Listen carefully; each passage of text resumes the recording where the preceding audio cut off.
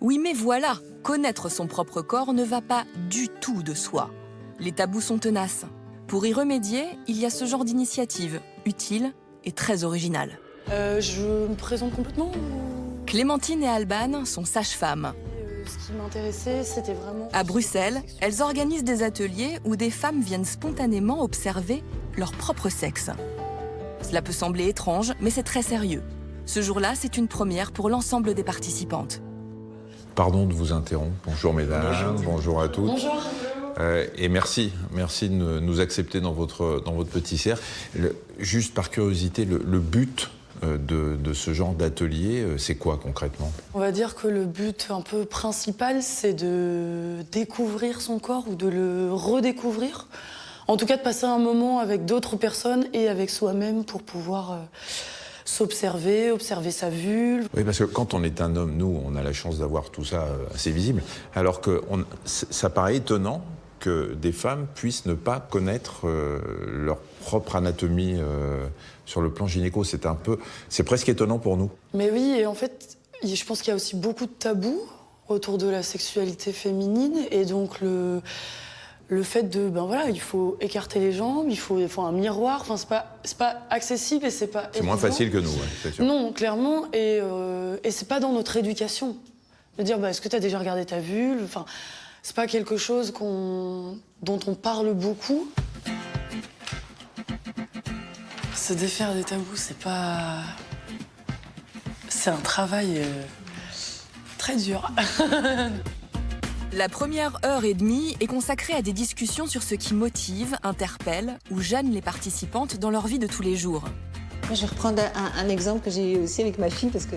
S'ensuit un cours d'anatomie où, grâce à des dessins, Il y en a 3 différents à chaque fois. on localise des parties de la vulve, dont certaines méconnues. En ordre d'idée, un utérus fait 10 cm, un vagin fait plus ou moins 10 cm et un clitoris fait plus ou moins 10 cm. Oh là, tu me regardes Héloïse en mode quoi? Il y a une petite photo ici, je vais vous faire passer pour avoir un peu une idée de ce qu'on voit. Donc le vagin, c'est des parois qui sont relativement fripées. Ouais, mais c'est moche comme mot, fripé. Il n'est pas fripé, mon vagin. Puis arrive la première phase d'observation. Allez, je me déshabille. Pour décomplexer les femmes, Clémentine commence elle-même par se mettre à nu. Et approchez-vous bien pour bien Un voir. sexe, une vulve, c'est pas très grand. Donc Ouais. je vous invite vraiment à... Vous pouvez mettre vos têtes... Oui, voilà, c'est ça. Alors, je vais me mettre debout. Ici, je peux vous montrer ce qu'on voit de l'extérieur. Souvent, ça fait très peur quand on en parle en théorie. Il y a un peu ce truc de...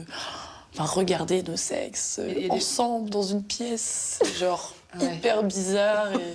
J'avoue que c'est un peu ça, oui. Ouais. Et moi, j'ai pas de lampe torche, du coup, je veux bien que tu me la prêtes. Ah, bah parfait, nickel. Et en fait, finalement, quand on y est, un miroir, c'est un cours d'anatomie qu'on n'a jamais eu. Alors, mes grandes lèvres sont ici. Et c'est pas du tout un truc sexuel ou ce genre de choses. On est vraiment dans de la réappropriation du corps, quoi. Et mes petites lèvres, qui sont d'une drôle de couleur, sont ici. Donc, Les petites lèvres et les grandes lèvres font partie des principales zones érogènes féminines, car elles sont très innervées. J'ai trouvé la manière dont elles ont présenté l'atelier complètement décomplexée. Notre sexe est une partie de notre corps, comme notre main, comme nos cheveux, comme notre bouche. Et donc c'était vraiment une approche tout à fait biologique et d'observation. ma vulve est asymétrique. Et donc, mon clitoris est là. Tout ce qu'on voit ici, là, tout ça, là, ça, c'est de l'hymen. Tous ces bouts, là, tout ça, c'est de l'hymen. Et donc, qu'est-ce que vous avez découvert? Je ne savais pas du tout qu'on pouvait encore voir son hymen. Pour moi, c'est une totale découverte de me dire waouh. Vas-y, regarde et dis-moi. Donc... Ah oui, c'est pas très agréable, d'ailleurs. Voilà. Et ça a été comment? Qu'est-ce que vous avez découvert? Des vulves qui n'étaient pas parfaites, qui étaient avec des couleurs pas tout à fait rose bonbon comme dans les films, avec différentes tailles de petites lèvres, etc. C'est bien, ça dédramatise, ça décomplexe.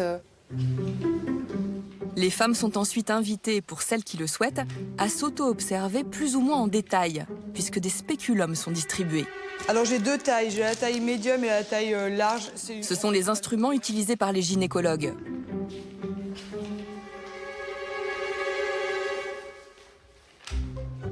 C'était super chouette, franchement. Autant je me suis dit, bon, peut-être à un moment donné, il va y avoir un malaise. Et en fait, c'est très simple et c'est très sain. Et parce qu'on est là pour observer une partie du corps, en fait. Comme c'est pas sexualisé, etc. Et donc, ça devient très décomplexé comme ça. Clémence, t'as trouvé ou... Ouais, génial. Mais ce qui est incroyable à chaque fois, c'est la confiance qu'on arrive à instaurer tout ensemble, avec toujours des profils différents. Et moi, c'est toujours ce qui me touche le plus. Prête ta lampe de poche. Au bout de 3 heures, l'atelier s'achève avec un sentiment unanime de satisfaction. Je vais aller laver. Donc vous êtes contente de le faire? Complètement. C'était Oui, oui. enrichissant. Oui, très. Et puis comme je suis maman et que j'ai une petite fille, mais c'est aussi comment répondre à ces questions et comment l'initier, elle, à être complètement à l'aise avec son corps et toutes les parties intimes et de l'amener à découvrir ça. Mieux savoir, que ça donne beaucoup plus d'assurance en fait. Quand on ne connaît pas, ça reste un peu gênant, on n'est pas très sûr des points, des endroits, etc. Et donc là, je trouve que ça donne de belles bases pour en tout cas aussi pouvoir réentamer la conversation avec mon compagnon. Moi, j'ai ressenti de là avec un sentiment beaucoup plus d'être fière de moi, quoi. Fière de mon corps, fière de mon sexe, alors que c'est des choses que d'habitude on veut un peu cacher. Là, je me suis dit, j'ai limite envie de le montrer à tout le monde, je sais pas. Ah oui, à ce point. Et donc ça me fait me rendre compte à quel point c'est une partie du corps qui est un peu dans l'ombre, qui est un peu dénigrée, qui est un peu tabou. Et donc ça fait du bien d'avoir ce côté complètement décomplexé, en fait. Donc pour moi, c'est clair que ça a un impact sur la sexualité. Au mieux, moi, je vais me connaître, au mieux, je peux avoir une relation sexuelle épanouissante. Mieux se connaître, c'est effectivement ce qui a manqué et ce qui manque encore à beaucoup de femmes. D'après une enquête de 2017 sur la sexualité, 20% des Françaises ignorent encore où se trouve le... Le quoi? Le clitoris. Ah, le clitoris! Prononçons bien distinctement son nom et représentons-le sans honte, comme dans ces versions géantes sculptées par Karine Branger. À quoi ça vous fait penser, ces sculptures? Je sais pas. Je sais pas du tout. Moi, je vois un oiseau, hein, et puis je vois un avion. Ça me fait penser à un animal. Une pyramide. Et ça me fait penser un peu aux grues chinoises en papier. Des hippocampes. Je vais vous donner un petit indice. En fait, il s'agit d'un organe du corps humain. Oui, bien sûr, c'est les couilles. Un pénis, non? C'est ça?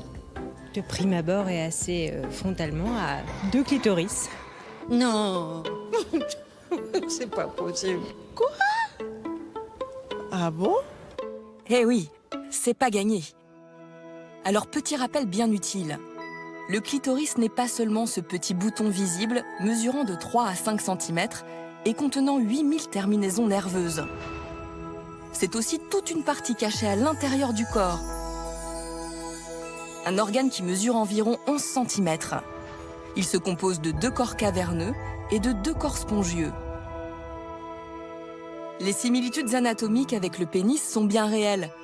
Comme la verge se remplit de sang en cas d'excitation, le clitoris se gonfle lui aussi. Peu importe d'où vient la stimulation lors d'un rapport sexuel, externe, interne ou les deux à la fois, l'orgasme féminin n'est que clitoridien.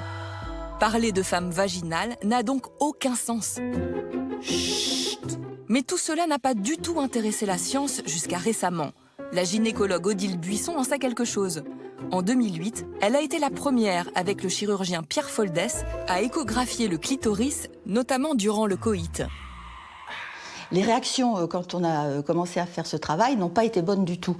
Parce que alors certains confrères riaient, se moquaient en disant ça sert à rien. D'autres trouvaient ça plutôt lubrique et un petit peu bizarre. Ça faisait pas grand genre de s'occuper de ça. Et puis, c'est toujours un peu le cas maintenant, puisque l'université française ne s'occupe pas du tout de ça dans la recherche. Pas étonnant que le clitoris soit encore aujourd'hui si méconnu. Le grand paradoxe, c'est que cette zone érogène féminine est identifiée depuis bien longtemps. De la Grèce antique jusqu'au 19e siècle, l'orgasme est même recommandé pour tomber enceinte. L'Église catholique conseille aux femmes de jouir pour libérer leur tension sexuelle. Mais au XVIe siècle, la réforme protestante instaure une rigueur qui va perdurer pendant plusieurs siècles. Il y a eu des surveillances dans les dortoirs. Il fallait dormir les mains au-dessus des couvertures. Il y avait un contrôle sur la sexualité qui était extrêmement important. Et du reste, les petites filles qui continuaient à se masturber, qu'on n'arrivait pas à contrôler, soit en attachant leurs mains, soit en les grondant, on les proposait à l'excision. Et tout le 19e siècle, surtout en Allemagne, en Angleterre, aux USA, un peu moins en France, il y a eu une excision dite thérapeutique pour empêcher les petites filles de se masturber parce que c'était jugé comme étant très délétère pour la santé. Le verdict tombe dans les années 1880. Contrairement à ce que l'on pensait, cet organe ne participe pas au processus de procréation. Alors exit le clitoris. Du coup, le clitoris ne sert plus à rien. Donc il est mis de côté. Et Freud a été un peu délétère pour le plaisir des femmes et pour les femmes en général parce qu'il pensait qu'une femme qui n'obtenait son plaisir que par stimulation clitoridienne n'était pas une femme mature, était une femme immature qui avait certains problèmes et que le vrai plaisir, c'était le plaisir fourni par le coït. Et c'est une idée fausse, bien sûr, mais évidemment, elle a fait quelques dégâts. Aujourd'hui, c'est avéré. Le clitoris est le seul organe du règne animal à être exclusivement dédié au plaisir. À Majorque, les époux Lennke ont bien compris le potentiel commercial de cette découverte. Michael est l'inventeur d'un des plus célèbres stimulateurs clitoridiens au monde. Tout a commencé en 2013. Une étude américaine disait que 50% des femmes n'atteignent pas l'orgasme avec leur partenaire. C'est beaucoup. 50%, c'est beaucoup. Oui, ça m'a vraiment choqué. Mais avant de trouver la bonne formule pour son stimulateur, Michael a tâtonné. Le prototype de ce jouet était une sorte de boîtier électrique avec plein de câbles pour le contrôler. On oublie le romantisme. Place à la technique. Un jour, je suis allé voir Brigitte, l'air grave, avec cet appareil. Mais oui, je me souviens, j'étais en train de faire du repassage. Et je lui ai dit que j'avais absolument besoin qu'elle fasse immédiatement un petit essai avec cet appareil. Elle m'a dit « T'es dingue !» J'ai fini par la convaincre, mais c'était une catastrophe. Vous avez vraiment essayé ça? Oui. C'était mon tout premier essai avec cette machine. Au début, la pression était beaucoup trop puissante. Brigitte teste toutes les versions au fil des années pour enfin valider le stimulateur censé faire atteindre le plaisir en quelques secondes. Désormais à Berlin, où sont conçus ces jouets pour adultes, ils sont une centaine à se creuser les méninges pour enrichir l'offre. Il y a 8000 terminaisons nerveuses cachées là-dessous. C'est très sensible. Brainstorming, tests en tout genre, rien n'est laissé au hasard. Daniel fait partie de l'équipe des ingénieurs. Dans son laboratoire, tournevis, étau, écrou collaborent au service du plaisir féminin. Les deux principaux types de stimulation que nous proposons seront basés sur les vibrations et la pression. Avec certains de nos produits, nous pouvons cibler non seulement le bulbe clitoridien, mais également les ligaments de suspension qui maintiennent le clitoris en place. Mais dire que ce produit remplace les hommes, je pense encore une fois que c'est ignorer les sentiments de connexion, les sentiments de sûreté, de sécurité qu'on recherche également dans le sexe. Cela offrira-t-il une expérience sexuelle plus complète? Probablement pas. Cela offrira-t-il un meilleur orgasme d'un point de vue purement mécanique? Peut-être. Le droit au plaisir féminin, voilà une revendication de plus en plus assumée, et ce, partout dans le monde. Cet effet caisse de résonance est dû en premier lieu à un phénomène qui explose depuis 10 ans, les réseaux sociaux. Le fait que la parole se libère, je trouve ça génial. Ça m'a tellement manqué, moi, quand j'étais jeune, que je suis d'accord à 300%. Quoi. Tout ce qui se passe sur les réseaux en ce moment, c'est incroyable. Vraiment, c'est 100% positif parce que ça permet de prendre tellement de recul et de se dire mais je suis pas seule dans cette situation, il y a plein de gens qui sont comme moi, qui ressentent la même chose. Ça m'est arrivé plus d'une fois de me dire il y a peut-être quelque chose qui cloche avec moi, mais c'est vrai J'ai la chance, ma génération a la chance de vivre aujourd'hui dans un monde où on a accès à beaucoup d'informations. Pour beaucoup de personnes, l'exploration sexuelle est devenue beaucoup plus